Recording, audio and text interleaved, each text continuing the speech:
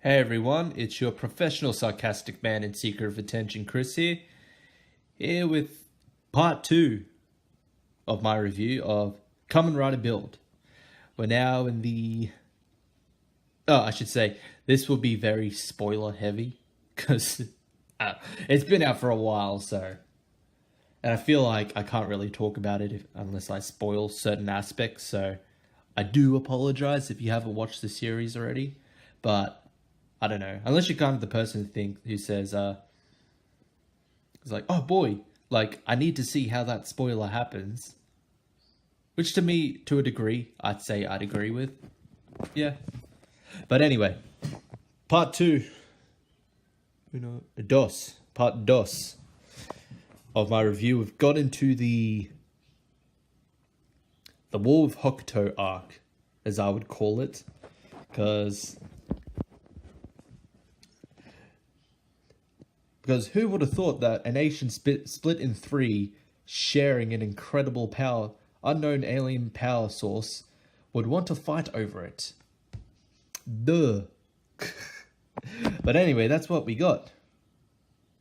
But before that actually starts, we get a few revelations about certain characters. So it turns out that... The first revelation turns out that the mysterious Faust general... Bloodstalk. Sounds like a good name. I do like their pronunciation, Stark. So it sounds like Blood Stark. Stark sounds much better than Stalk, because he's not really kind of a stalking character or stalker character, but I don't know. But anyway, turns out that Bloodstalk is actually Soichi Tsurugi, the owner of the coffee store that Sento lives in, and the one that found him with amnesia. It turns out he was working with Faust the whole time. He planted Sento there, outside. Just manufactured the whole thing. He's been manipulating everyone from the beginning, which is interesting because you don't really think you never really suspected it's Soichi until it's revealed that it's Soichi, because there is a certain part early on in the series when Bloodstalk is first introduced. He attacks and poisons Sento. Like, they're the only ones there. And one of the smashes that Bloodstalk kind of saves. He attacks he is attacked. Sento is attacked. He's left there. He's poisoned. And then in the next episode, he's back. He's back at the coffee shop. He's back in his underground lab.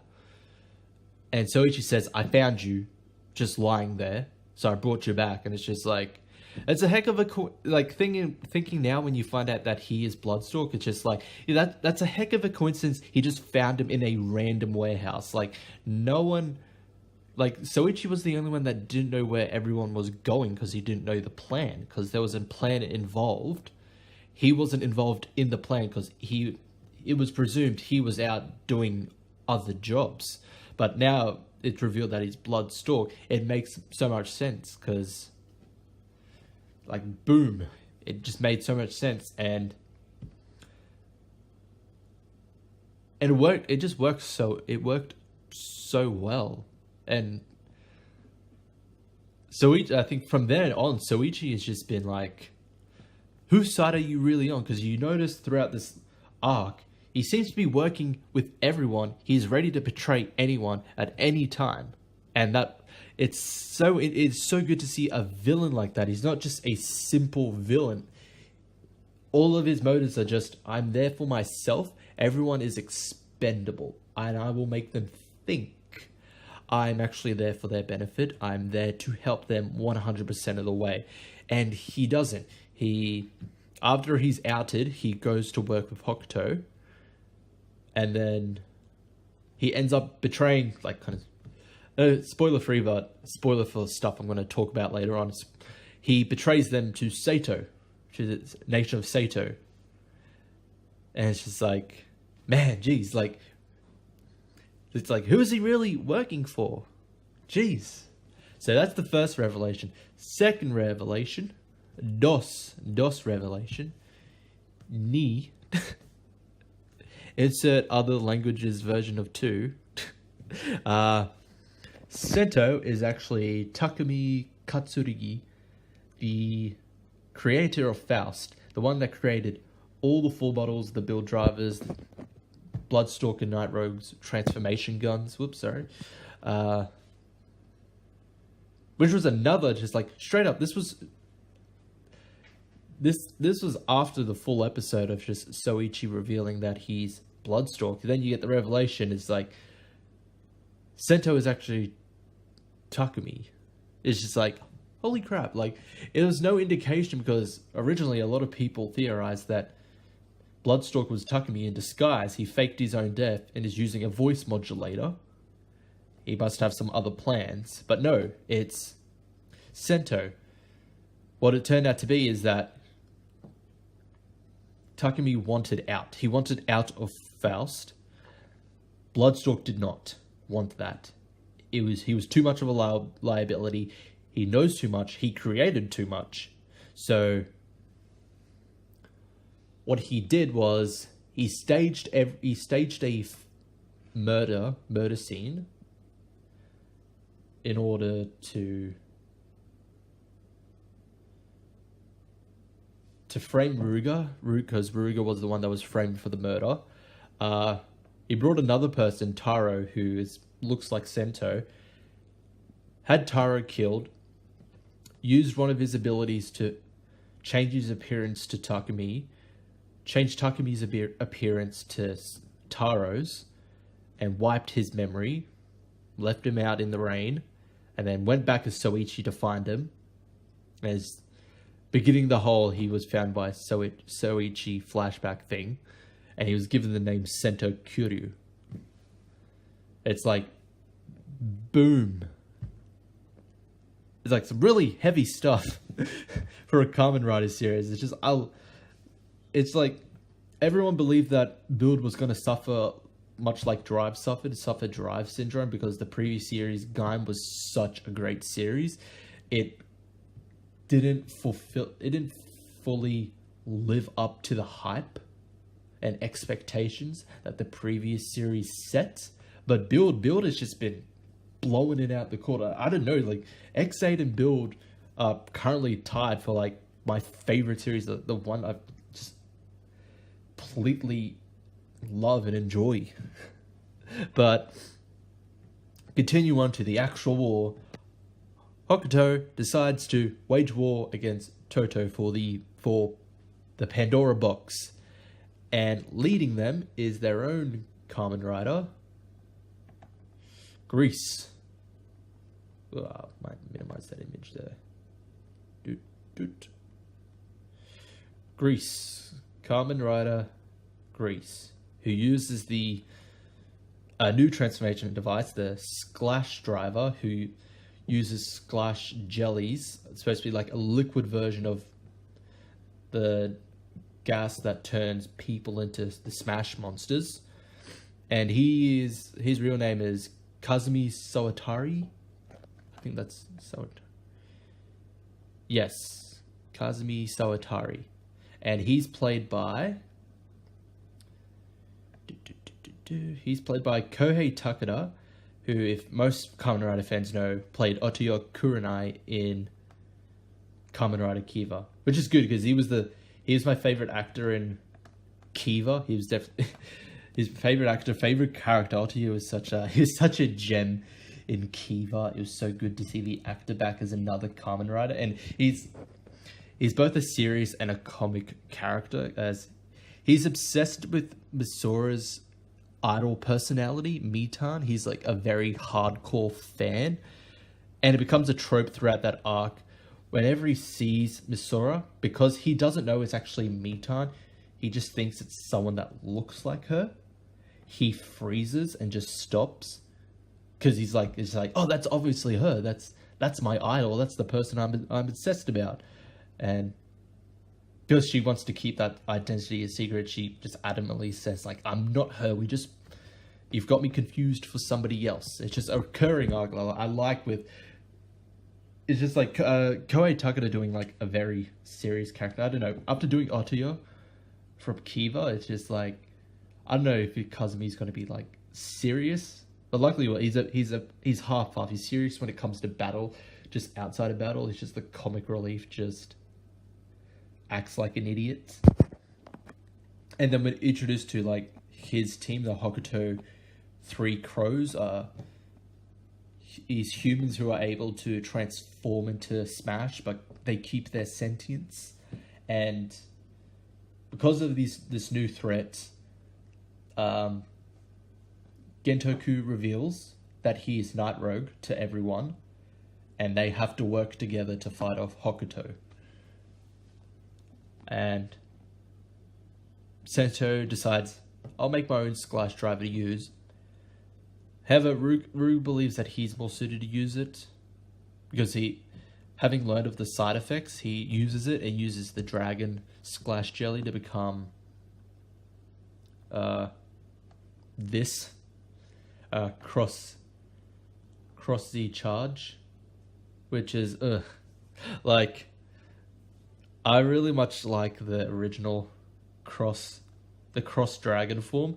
Cross Z charge was just so ugly looking. It's just very bland. It was just like this light blue, and then apart from details, everything else was just like the same silver color. It wasn't a very attractive looking form, but it had a good debut.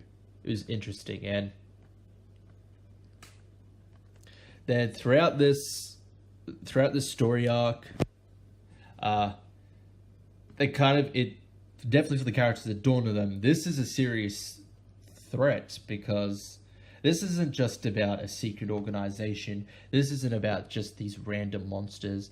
Like, these are people fighting people over power, and we have to take a serious role in this.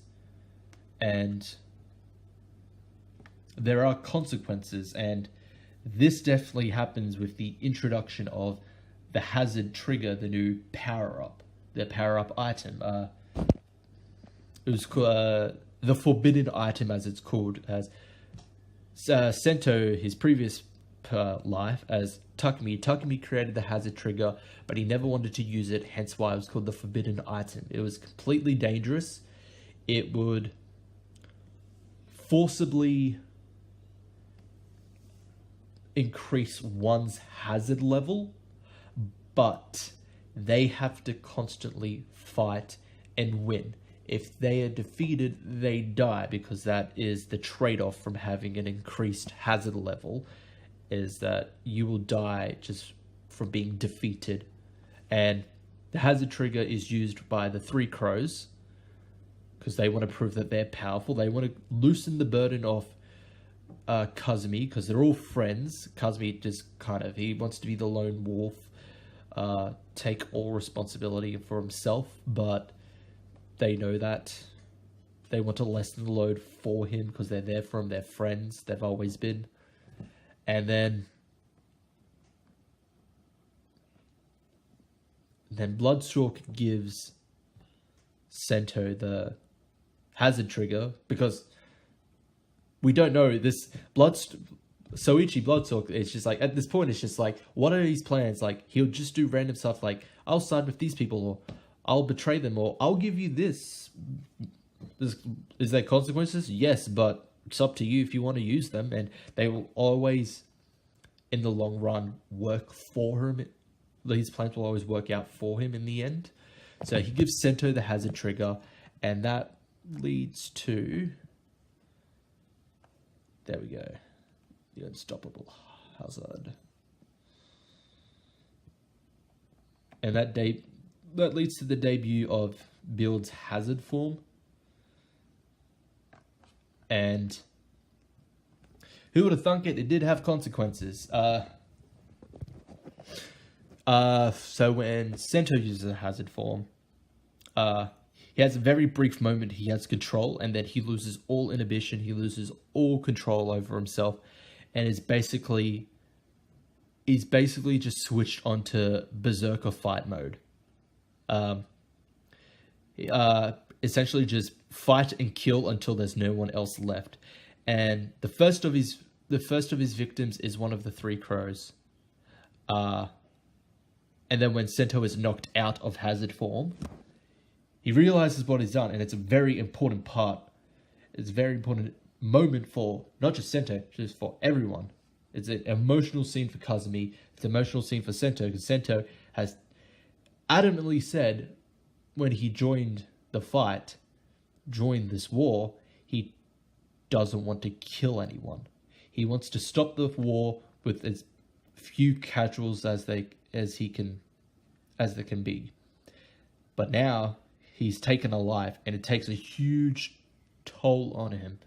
And it's such a great scene. He goes to visit the spot where he killed him.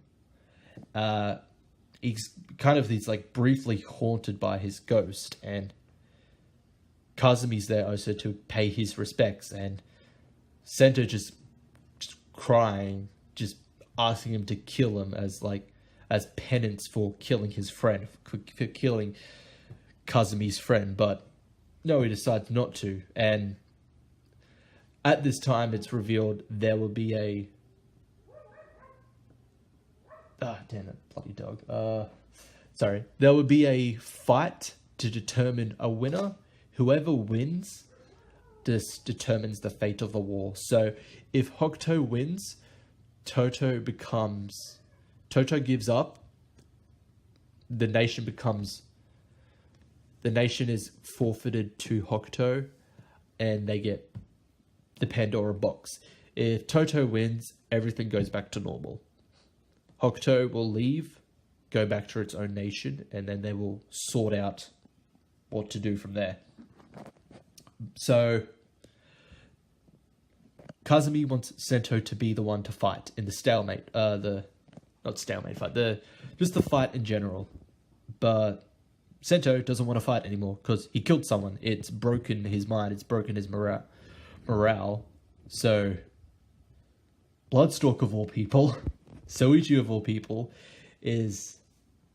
decides to help him to regain his fighting spirit back. All that, which works, and they go through several different new forms to see what will help with the hazard trigger. They all turn out pointless anyway. He still loses it in hazard trigger, and this leads to the fight. And Sento uses hazard trigger, and it's revealed he created a failsafe which he gave to Misora. If he ever goes berserk and there's no way of saving him, he wants Misora to push the button. It will destroy hazard trigger, and also as a side effect, kill himself. And she becomes very, very distraught about this, and she comes very close to, because Sento wins, but he's still in the hazard trigger berserk mode, so he just wants to kill Kazumi no matter what. But luckily, Ryuga saves the day and forces him out of it. They all have a little nice reunion. Everything's happy until the next story arc, which I will leave it there. Leave you fighting, leave you wanting more. But definitely so before I wrap up, this story arc, the war, the first war, the war with Hokuto arc, it's not the official name, that's what I'll refer to it as. It definitely just kind of, how would I say this? It raised the stakes in the show. It raised the stakes, and it's just like, okay, this is nothing like this is a totally different Kamen Rider show, and it's good. It's so good. It raised the bar, and then the next story arcs raised them even further. Like, I think this story, the revelations, the events, story arc that happened here definitely set up Build to being so amazing, to be such a great Kamen Rider series. Like, if this I think this is a very integral part of Build. If it wasn't there, like everything else would still be good, but it wouldn't have that kind of oomph, the raising of the bar to it. Be missing that huge chunk. But I'll leave it there for now. So that's it for this review, this second part of Are You Ready? You know, a little nod to the transformation. Don't worry. But that's it for the review. Anyone that has been watching Kamen Rider Build, what's your thoughts on Build? Are you enjoying it as well, as much as I have? If you aren't, what's wrong with you? I'm kidding. But that's it for the review. Leave a like, subscribe, hit the notification bell, follow me on Twitter, share the videos, and I'll see you all next time.